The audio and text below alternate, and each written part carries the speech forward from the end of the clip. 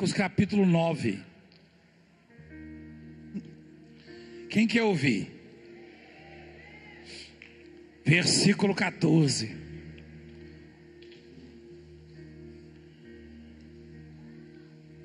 Marcos 9, 14. A cura de um jovem, o quê? Quando eles se aproximaram dos discípulos, viram numerosa multidão ao redor e que os escribas discutiam com eles. E logo toda a multidão, ao ver Jesus tomada de surpresa, correu para ele e o saudava. Tinha um pai desesperado,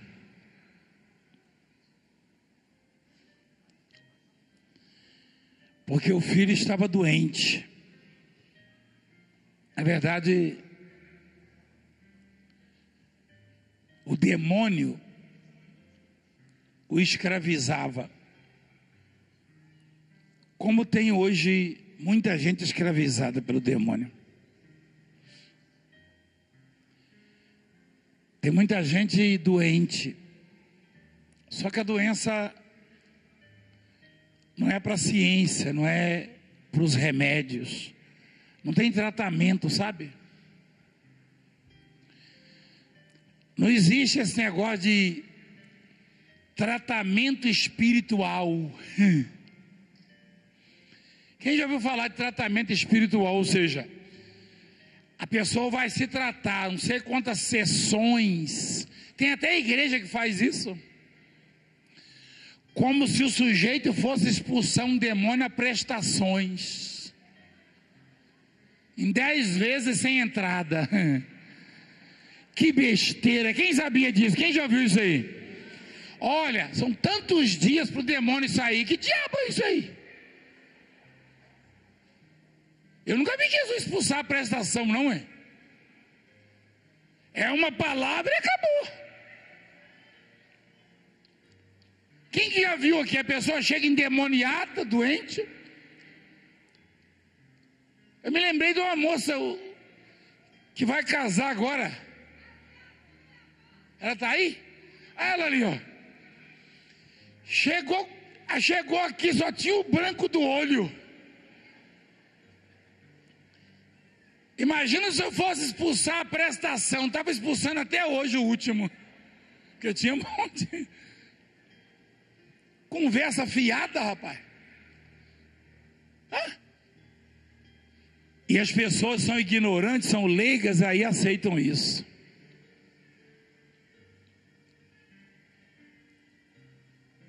O pai desesperado levou o filho em muitos lugares. Talvez o pai tenha pensado assim, ó, naquele primeiro lugar que nós levamos, expulsou um demônio, vamos olhar para expulsar mais um em tal lugar, vai tirando, né? Tira um aqui, outro ali. É igual fazer compra em supermercados, vai, não acha carne, no outro você não acha, aí você não acha o arroz, vai no outro. Não existe isso, não. Por que não existe? Porque isso aí não é poder de homem, é poder de Deus. E poder de Deus não precisa de prazo, não.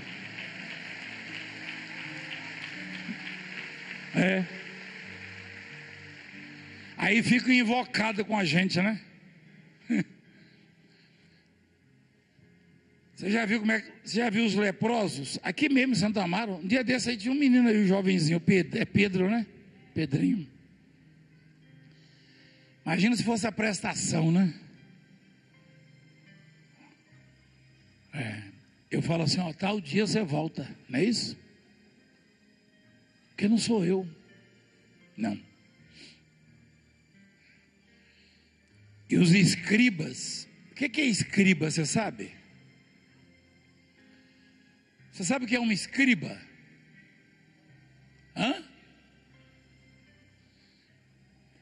É um escrivão hoje, é o que escreve as leis. Eles discutiam com os discípulos. Olha lá.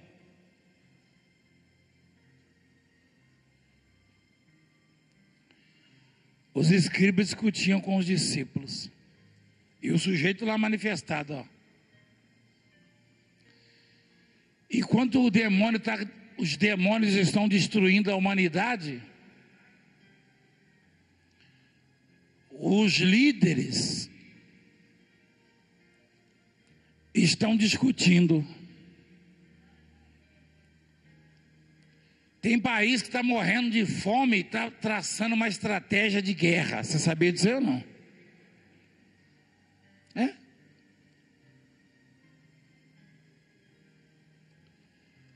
Quando tem crise, aí vão discutir a crise, vão buscar um culpado. Se tem uma epidemia, uma tragédia acontece, vão buscar um culpado. Jesus deu um exemplo extraordinário, né?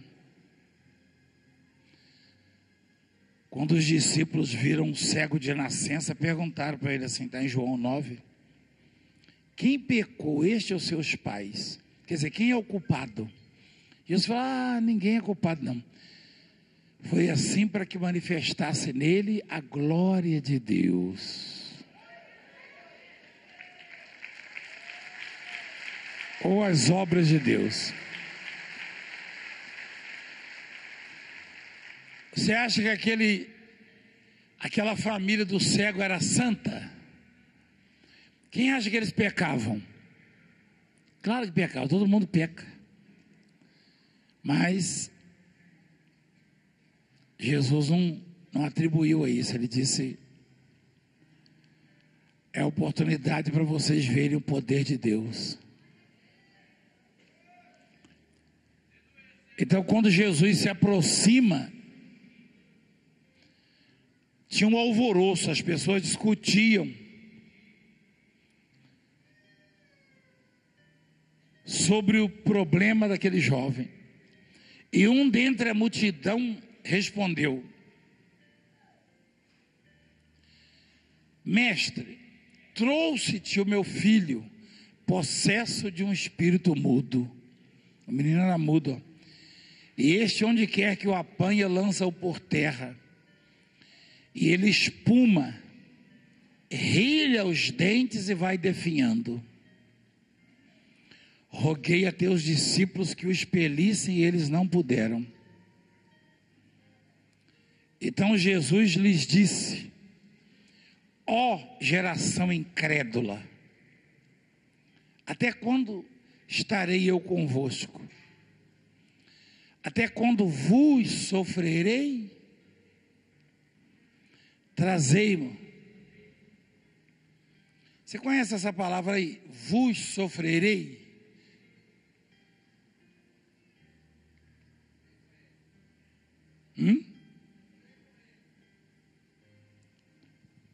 É. Eu já vi pastor falando assim. Até quando vós sofrereis? Não é vós, é vos sofrerei. Traduzindo. Até quando eu, Jesus, vou ter que sofrer por vocês, por vós? É? Até quando vos sofrerei, até quando eu vou sofrer. E se eu disser que ele sofre até hoje? Você acredita? Hoje ele perguntaria também. Até quando eu vou ter que sofrer por vocês? E se eu disser que Jesus sofre até hoje por nós? Não sofre não? Sofre sim. Tem uma palavra que diz que Deus sofre indignação todos os dias. Você já viu isso aí?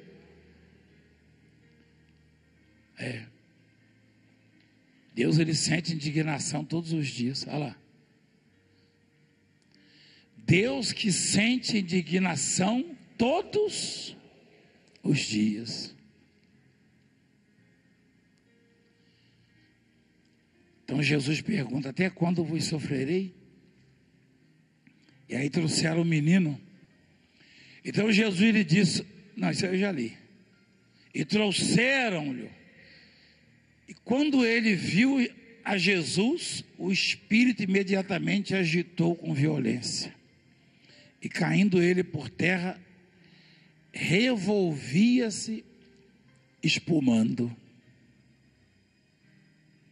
Perguntou Jesus ao pai do menino: há quanto tempo isso lhe sucede? Desde a infância, respondeu. E muitas vezes o tenho lançado no fogo e na água para o matar. Mas, se tu podes alguma coisa, tem compaixão de nós e ajuda-nos. Esse homem não conhecia Jesus, conhecia?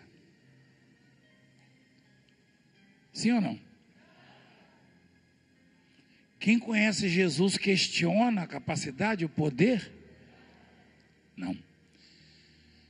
Por que o mundo, a sociedade, questiona as obras que mostramos aqui? Porque não conhecem. Tem muitos que torcem o nariz em casa quando vê na televisão uma mulher como aquela com câncer. Tinha câncer no nariz, curada, restaurada. E tem gente que acha que é esperto, você sabia? Tem gente que acha que é esperto. Questiona o poder de Deus. Esse homem questionou porque ele não conhecia, ele estava cansado. Na verdade, ele estava cansado. As muitas tentativas frustradas, os tratamentos espirituais, porque esse negócio já existe há muito tempo. Esses charlatões que põem lá no poste: eu trago o seu amor em uma semana. Isso é conversa fiada, rapaz. Isso aí é antigo. É antigo. Eu resolvo o seu problema. Hein? Conversa fiada. Mas já existia.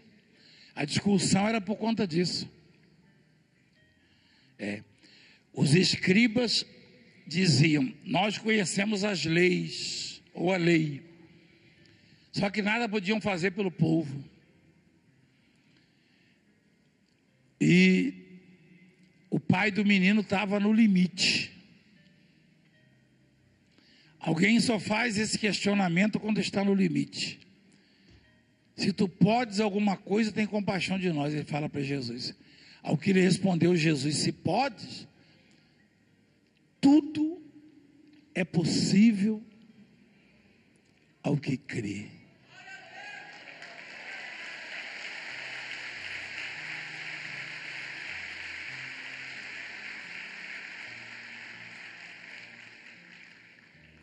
Você sabe qual é o tamanho disso? Você tem ideia? É que a coisa às vezes fica tão banal, tão comum, tão corriqueira, tão popular, que as pessoas perdem a noção. Eu vi bispos falando de milagre. É tanto milagre que acontece, e mesmo com um grau de dificuldade muito elevado, se o pastor não abrir o entendimento das pessoas para a grandeza daquilo ali, fica banal, fica comum. E isso não acontece em todo lugar. Não. O que eu e você vemos não acontece em todo lugar.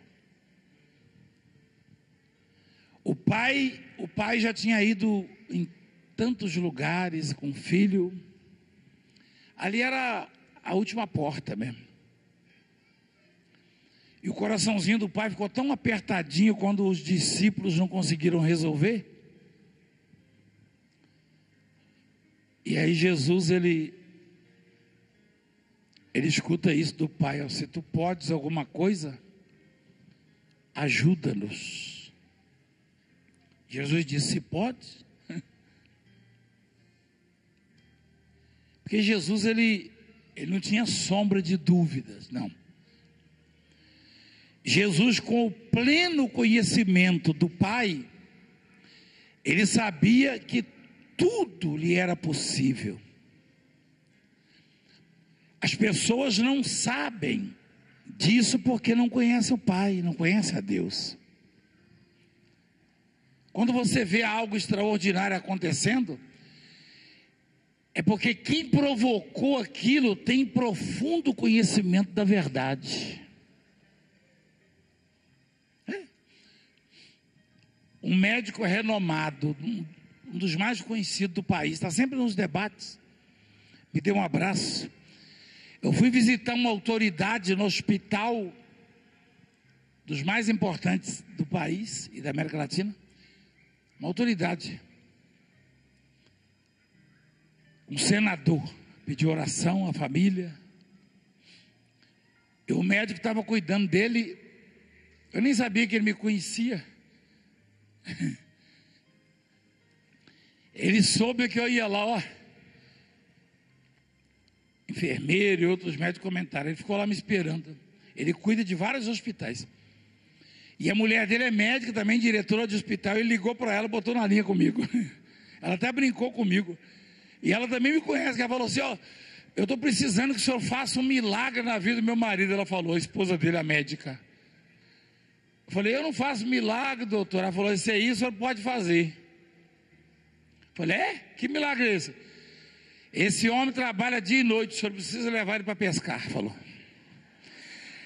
Eu falei: como é que a senhora sabe que eu pesco? Ela falou: eu não sei, eu não assisto você. A mulher falou: a médica, diretora do hospital. E o doutor falou assim: apóstolo, eu fico lhe assistindo,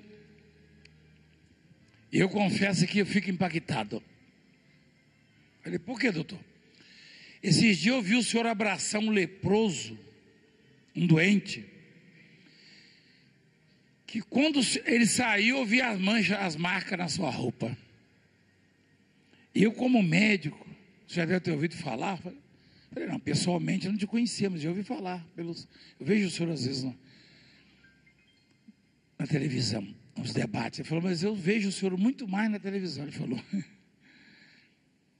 falou: nunca vi um negócio desse na minha vida. Eu e minha mulher em casa, os dois médicos, a gente de casa avalia a situação e fala: esse aí não tem jeito, daqui a pouco, 10 dias ele volta limpo na sua igreja. O médico falou. Isso é Deus, apóstolo. Falei que eu sei que é Deus. Então, o que acontece quando a pessoa conhece a Deus?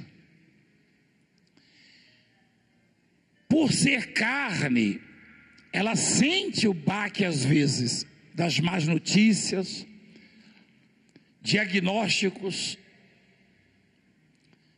contrários à expectativa, problemas crônicos na família e na vida financeira, enfim. Só que sabendo que tem um Deus na vida dela e que não tem dificuldade para realizar absolutamente nada, ela tem que confiar e confessar que a coisa vai acontecer.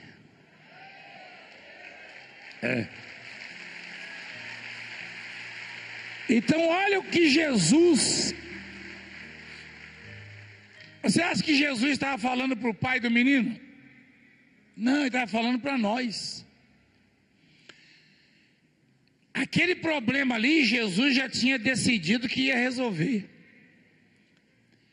Esse tudo é possível ao que crê.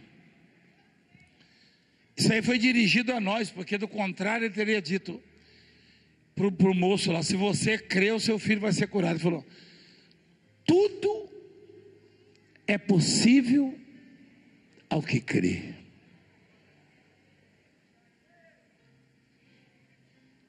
tudo é possível ao religioso.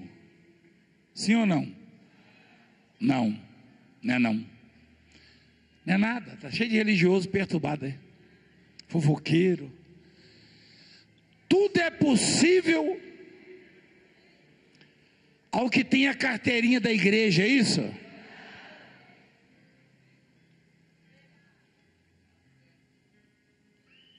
Tem igreja que muda tudo, né? Tem até curso de salvação. Não tem? Perguntaram para mim, tem curso de salvação na sua igreja? Eu falei, tem. Que dia que é? Eu falei, todo dia. Todo dia? É. Mas quanto tempo durar? Depende. Mais ou menos o tempo do ladrão na cruz. É. Alguns segundos, né? Lembra de mim quando vieras no teu reino, ó. Eu falo, lá o sujeito chega, chama Jesus de rei e chama de coração. E Jesus fala, então, eu vou preparar um lugar no meu reino. Acabou. Não está escrito? Hoje estarás comigo no paraíso. Aí fica inventando. Não, que o seu cabelo está descolorido, hein? Que a sua calça está rasgada no joelho, então, que agora tem umas calças assim, não tem? Eu usava isso quando era pequena, a calça rasgada. Só que eu ficava com vergonha, né? E hoje é moda, hein? Por que não lançaram aquela época? Eu passei tanta vergonha. Eu ia para a escola, lá no grupo escolar, lá na roça. Aí os meninos, olha a calça dele. Eu falei, meu Deus. Se eu chegasse hoje lá, eles iam falar, olha que coisa linda. Olha. Rapaz, minha mãe botava remendo. Você sabe o que é remendo? Quem sabe? Calça verde, ela botava remendo amarelo. Na roça é assim. Se é preto, botava vermelho. E eu ficava com vergonha. Hoje ninguém põe remendo, né? Eu vi um bispo com a calça rasgada no joelho. Quase que eu dei um remendo para ele botar. Pegava uma agulha. Então, você vê, né? As igrejas ficam inventando. E Jesus deu a receita. Jesus deu a receita. Você está aflito. A sua aflição é por conta de quê? De uma dívida? De uma enfermidade? De um problema familiar? A sua aflição é porque tem alguém endemoniado na família? Jesus deixou claro. Ele não falou tudo é possível ao apóstolo, ao pastor, ao bispo, ao obreiro, não. Tudo é possível ao que crê.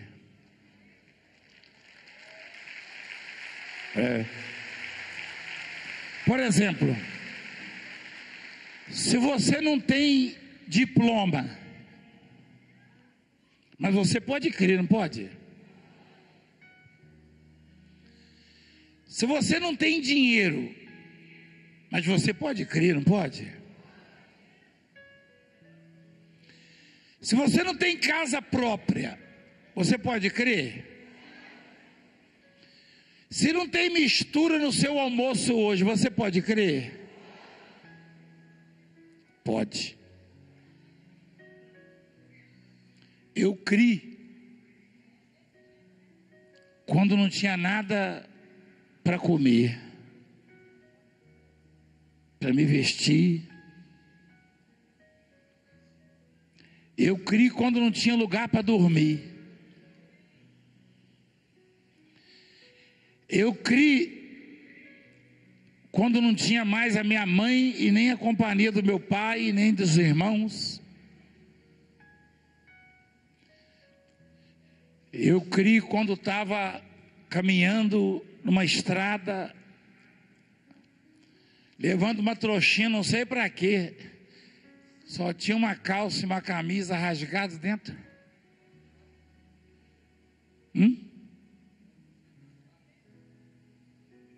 Eu criei quando não tinha mais jeito para mim.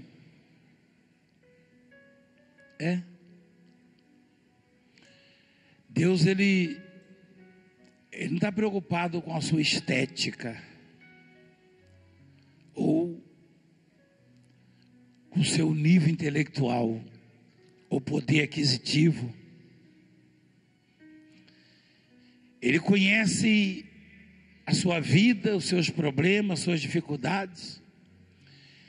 E Ele está dizendo: se você crê, eu mudo a sua história.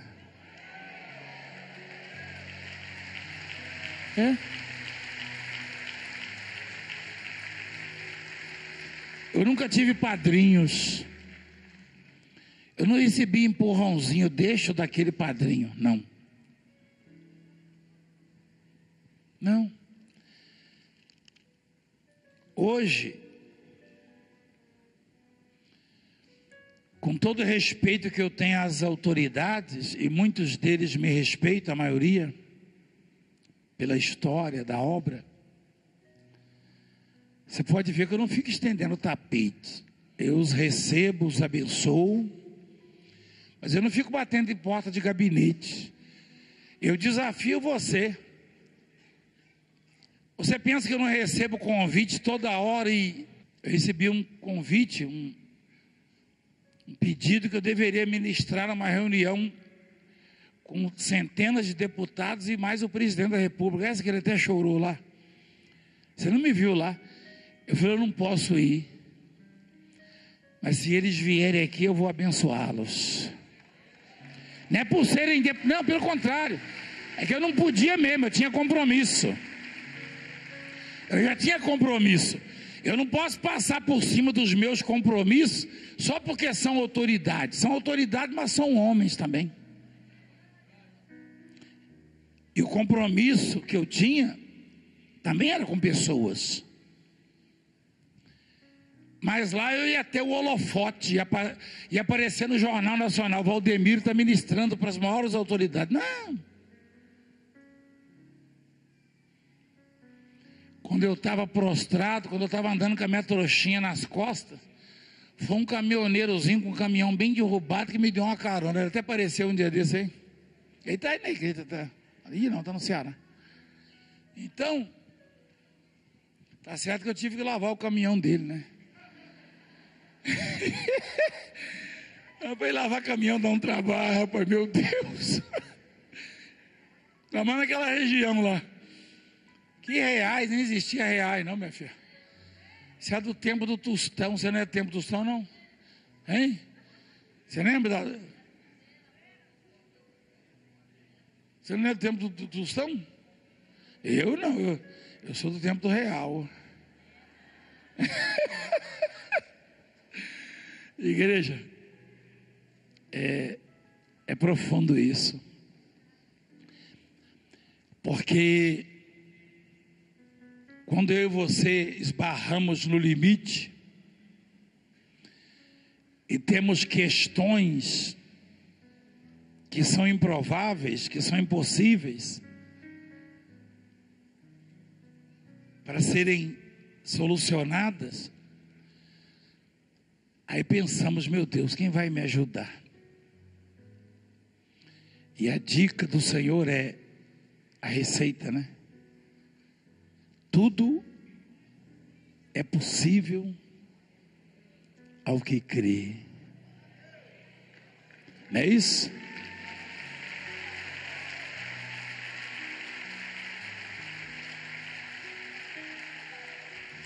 Olha lá a seguir, mostra lá. E imediatamente o pai do menino exclamou com lágrimas: eu creio, ajuda-me na minha falta de fé. Ou seja, eu creio parcialmente. Eu creio, mas estou aflito, estou bombardeado. A maioria. Você crê, mas com reservas. Por quê? Por causa das frustrações, das promessas de homens que não se cumpriram, né? Mas ele disse: ajuda-me na minha falta de fé. Vendo Jesus que a multidão concorria, repreendeu o espírito imundo, dizendo-lhe: espírito mudo e surdo, eu te ordeno, sai desse jovem e nunca mais tornes a ele. Esse nunca mais tornes a ele é o seguinte, ó, nada de parcelar em 3 vezes, é para sair hoje. E ele, clamando e agitando muito, saiu, deixando como se estivesse morto, a ponto de muitos dizerem: morreu. Mas Jesus, tomando-o pela mão, o ergueu e ele se levantou. Quando entrou em casa, os seus discípulos perguntaram em particular: por que não podemos nós expulsá-lo? Respondeu-lhe: esta casta não pode sair, senão por meio de quê? Oração e jejum. É claro que se eu me deparo com uma pessoa possessa, eu não vou entrar em jejum naquele momento, eu começar a orar para expulsar o demônio, não. O que Jesus quis dizer é que uma pessoa que é de jejuar, uma pessoa que exercita a sua fé, jejuando e orando, ela é capacitada para libertar os outros, para expulsar os demônios, para curar os enfermos. Amém?